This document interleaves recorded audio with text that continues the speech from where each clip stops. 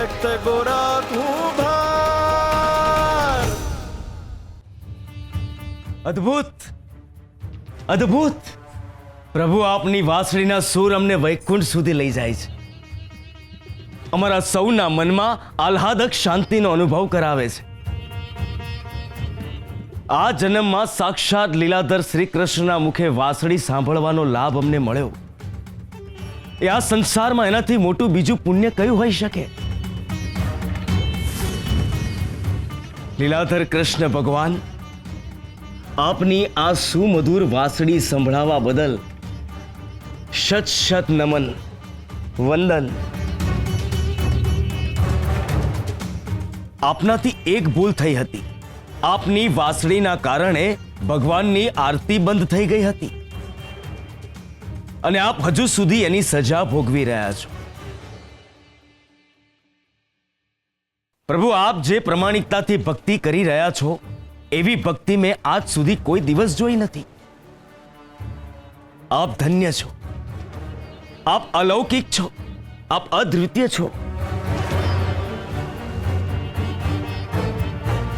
એટલે જ તો હું ભગવાન કહેવાઉં છું, જે પોતાને સોંપેલી જવાબદારી નિભાવવામાં ક્યારે પાછા પડતા નથી. કૃષ્ણએ મને જે જવાબદારી સોંપી છે એ નિભાવવામાં જો હું પાછો પડું તો મારો જન્મ એડે ગયો કહેવાય. જો કૃષ્ણ કાર્ય દરમિયાન મારાથી અજાણતામાં ભૂલ થઈ જાય તો હું અવશ્ય એનું પ્રાયશ્ચિત કરીશ. વાહ ભગવાન, ભૂલ થતા ભગવાન પણ સજા ભોગવે, આ તો પહેલી વાર જોયું. કેમ? પ્રભુ શ્રી રામે વનવાસ નહોતો ભોગવ્યો? જાનકી દેવી ધરતીમાં નહોતા સમાઈ ગયા? કૃષ્ણએ પણ એક પારધીના હાથે પોતાનું મૃત્યુ સ્વીકાર્યું હતું. ઈશ્વર એટલે સજા ભોગવે કે જેથી પોતાના ભક્તોને કહી શકે કે કર્મ કોઈને છોડતું નથી. પ્રભુ, તમે મહાન છો. બોલો લીલાધર કૃષ્ણ ભગવાનની જય! લીલાધર કૃષ્ણ ભગવાનની જય! પ્રભુ, આપ આપની ભક્તિના કારણે જ અમારા જેવા સામાન્ય ભક્તોથી જુદા તરી આવો છો. આ ગિરધરદાસના નમનનો સ્વીકાર કરજો પ્રભુ. બોલો લીલાધર કૃષ્ણ ભગવાનની જય! લીલાધર કૃષ્ણ ભગવાનની જય!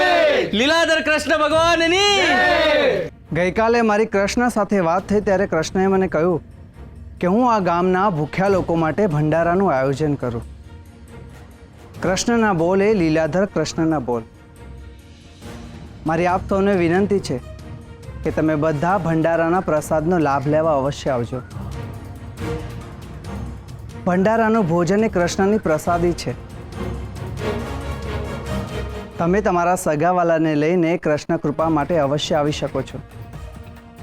બોલો લીલાધર કૃષ્ણ ભગવાનની જય! લીલાધર કૃષ્ણ ભગવાનની જય! લીલાધર કૃષ્ણ ભગવાનની જય!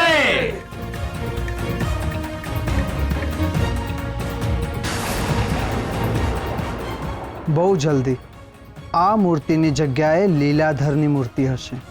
મારું સ્થાન કૃષ્ણની જગ્યાએ હશે. મારા હાથ છે ધ્વજા, જડી જાય ઈ રાજા.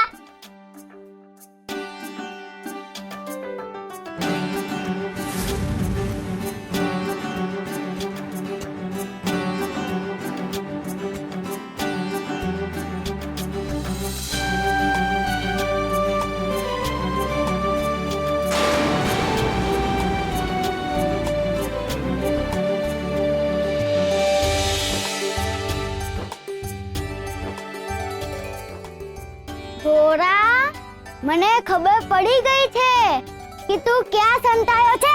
એ ગોરા પકડાઈ ગયો, ગોરા પકડાઈ ગયો. હાય ગોરા, હવે તારો વારો. ના સુરા, સુરા, હવે મારે નથી રમવું, હું થાકી ગયો છું. ના ગોરા, તારે દાવ લેવો જ પડશે. તું દર વખતે આવી અંચાઈ કરે છે. તારો વારો આવે એટલે તું રમવાની ના પાડ દે છે. તું દાવ નહીં લે ને તો તારી હારે કિટ્ટા. સુરા, હું તારો નાનો ભાઈ ન? હું થાકી ગયો રમતા રમતા. આપણે બીજી વાર રમીશું ને ત્યારે હું દાવ લઈશ. બસ તું આવું જ કરે છે. હવે હું કોઈ દી નહીં રમું તારી હારે.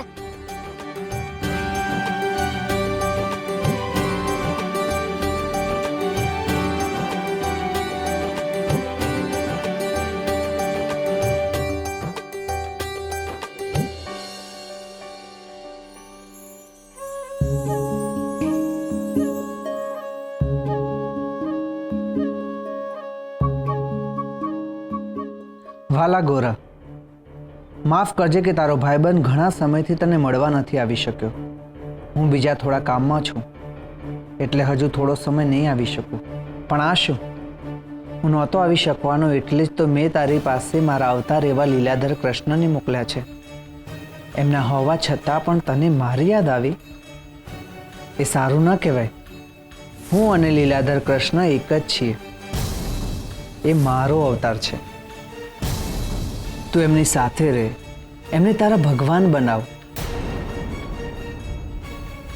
તું એમનો ભક્ત બન ગોરા. એમને મેં આ સંસારની જવાબદારી સોંપી છે એટલે હું ના આવું ત્યાં સુધી લીલાધર કૃષ્ણ જ તારા કૃષ્ણ છે. લીલાધર કૃષ્ણ સર્વનું કલ્યાણ કરવા આવ્યા છે. તું એમને એમના કામમાં મદદ કરજે. એ કે ત્યાં ભજન ગાવા જજે, એમની સેવામાં સદાય હાજર રહેજે. જો એમ નહીં કરે ને તો તને પાપ લાગશે.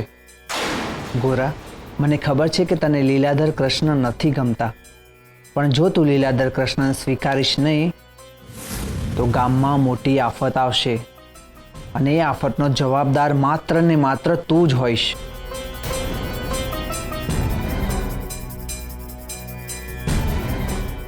એટલે મારો આદેશ છે કે તું લીલાધર કૃષ્ણને ત્યાં ભજન ગાવા માટે જઈશ અને પરમાને પણ ભજન ગાવા માટે લઈ જઈશ. તારો ભાઈબંધ કૃષ્ણ, કનૈયો, કાનુડો.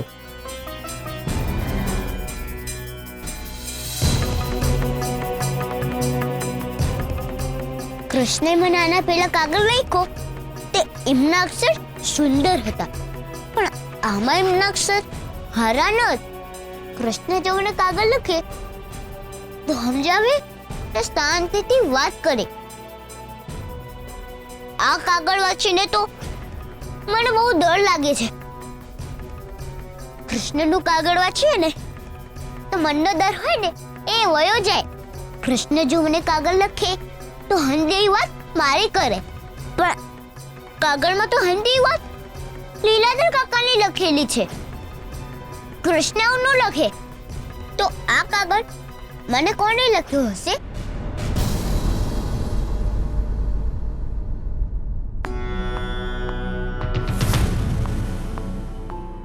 વાહ ભાઈ વાહ, વાહ ભાઈ વાહ. આહાહાહાહા. મને જ્યાં સુધી યાદ છે ત્યાં સુધી આપણા ગામમાં આવો ભંડારો પહેલા ક્યારેય નથી થયો. માધા કાકા, તમને યાદ છે? ના હો ભાઈ, આપણા ગામમાં આ પહેલી વખત આવો ભંડારો ભરાયો છે. આ મહારાજ મુહિમ પર ના ગયા હોત તો એ પણ લીલાધર કૃષ્ણ ભગવાનના દર્શન કરીને રાજી થઈ ગયા હોત. એને હારે પુલકેશીભાઈ પણ ગયા છે. એ બિચારા બેને દર્શનનો લાભ નહીં મળ્યો. આપણા ભાગ્ય તો હારા છે હો, કે આપણને લીલાધર કૃષ્ણના દર્શન થયા. ભગવાન લીલાધર કૃષ્ણનું ભલું કરે હો. અરે લીલાધર કૃષ્ણ પોતે ભગવાન છે. હા ભાઈ, હા, સાચી વાત છે. આ ભગવાન લીલાધર કૃષ્ણના પ્રવચન પછી ભૂખ્યાને જમાડે છે. આ એમના પ્રસાદથી પેટ ભરે અને એમના પ્રવચનથી મન ઠરે. હા ભાઈ હો, હા સાચી વાત.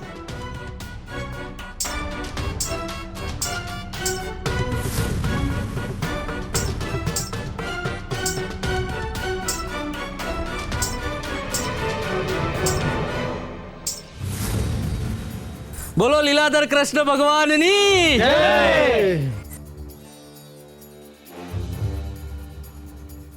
ચાલો બધા એક પછી એક વારાફરતી લીલાધર કૃષ્ણની પરંપરાનું પાલન કરો. પહેલા એમના પગ ધોઈ જળ ગ્રહણ કરો અને પછી અન્ન ગ્રહણ કરો. હાલો હાલો, ઝટ કરો બધા. પહેલા પ્રભુના ચરણની પૂજા, પછી પેટ પૂજા. હાલો.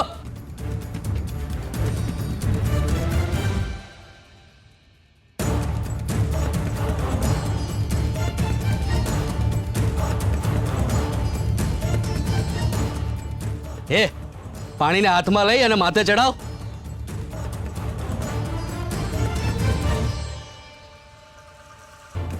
એ ઊભો હું છે, નીચે બેહીને પૂજા કર અને એમના પગ ધોઈ અને જળ ગ્રહણ કર.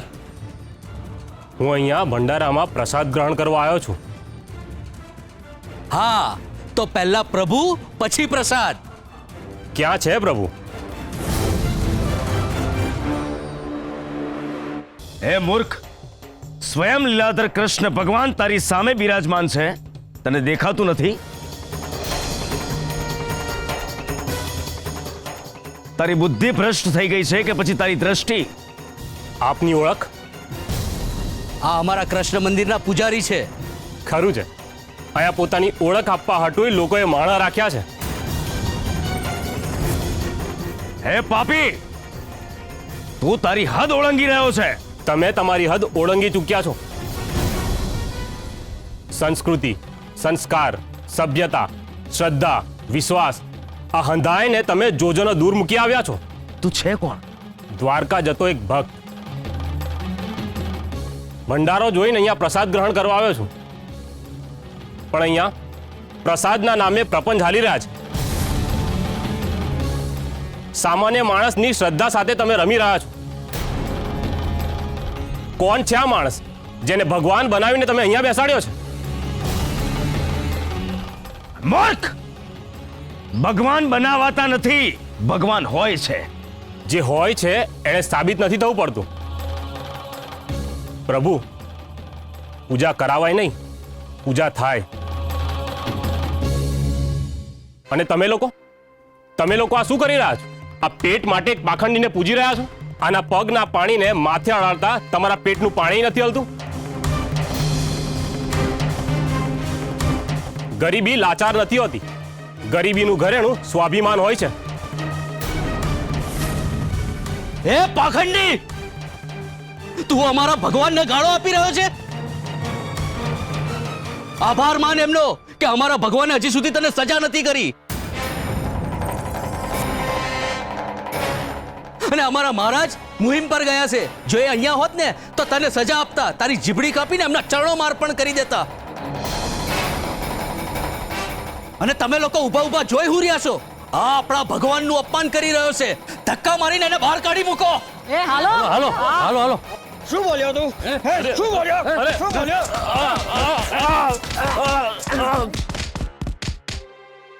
હાલો જમી લો બધા.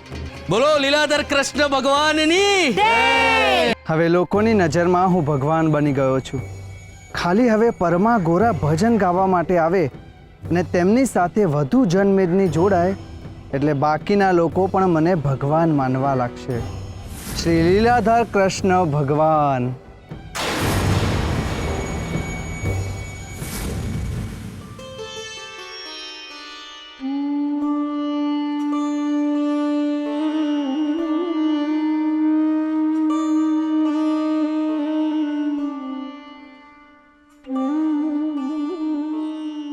ભાઈ, પાણી છે?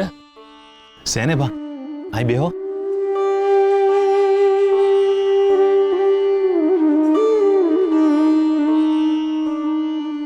લ્યો બા.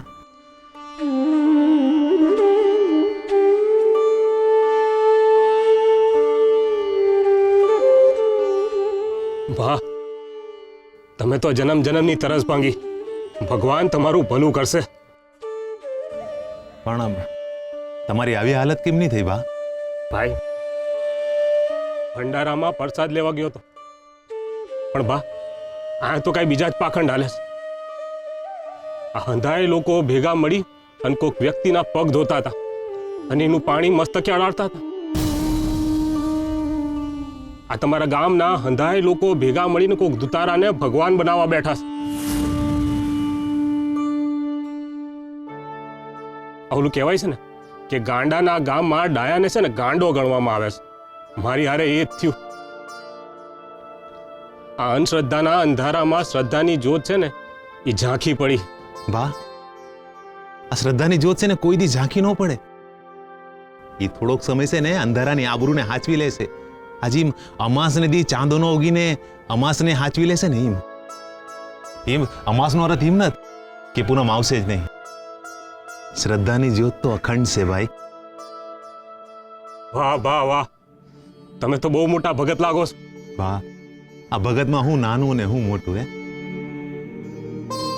પણ તમે પ્રસાદ લીધા વિના આવ્યા હશો ને? અને અટાણે જમવાનું ટાણું થઈ ગયું છે. વાહ, આ ચાલ તો જાત્રા કરવા નીકળ્યો હતો, ઠેઠ દ્વારકા જાવું તો. સાચું કહું તો ભૂખ લાગી છે, પણ જેવી મારા હરિની ઈચ્છા. હરિની ઈચ્છા તો એમ જ હોય છે કે હિના અંધાઈ ભક્તો છે ને હાજા રે ને હરખા રે. મારી પાસે ભાતું છે, તમે એમાંથી જમી લ્યો. દેવી,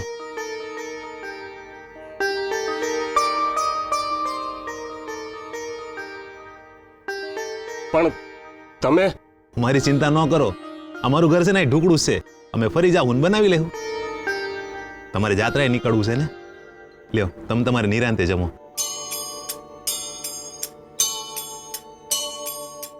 વાહ, શું થયું? મારી કોઈ વાતનું તમને ખોટું લાગ્યું કે પછી આ હુક્કો રોટલો છે એટલે તમને ખરાબ લાગ્યું? ના ભા ના, એક બાજુ પાખંડીઓ ભોજન હાટું પોતાના ભજન કરાવે છે, અને એક કોર તમે છો જે ભજનની જેમ ભોજન કરાવો છો. આ શું કરો છો? ભા, જે પોતાના ભાગનો રોટલો બીજાને ખવડાવે ને, સાચા અર્થમાં તો એ જ પૂજવાને લાયક છે. ભાવ, બાળક જ્યારે ઘરમાં ભૂખ્યું હોય અને તમે એને જમાડવા બેસો ત્યારે તમે એને ધ્યાનથી જોજો. જો તમે એને ગુસ્સાથી જમાડી રહ્યા છો તો એને ભાવતું ભોજન પણ એ નહીં જમે. પણ પ્રેમથી ઘરમાં પડેલો સૂકો રોટલો હસતા હસતા પાણીમાં બોળીને જમાડશો ને તો પણ એ પ્રેમથી જમશે. આવું શું કામ? તો કારણ એટલું જ છે કે આ બંને વાતોમાં તમારા જમાડવાનો ભાવ એ ભાવનો ભૂખ્યો છે, એ માત્ર ભોજનનો ભૂખ્યો છે એમ સમજીને જમાડશો તો માણસની ભૂખ ભાંગશે. પણ જો એ જ ભોજનમાં શુદ્ધ પ્રેમનો ભાવ ઉમેરશો તો એનું પેટ ઠારશે. અહમના ભૂખ્યા 32 ભોજન કરાવે તો પણ અહમની ભૂખ ભાંગતી નથી, ઉપરથી વધે છે. જ્યારે પ્રેમના ભૂખ્યા પોતાનો કટકો રોટલો પણ સામેવાળાને આપી દે તો ભવસાગર તરી જાય છે. જો ભાવ સારો હશે તો ભાવ આપોઆપ સારો થઈ જશે.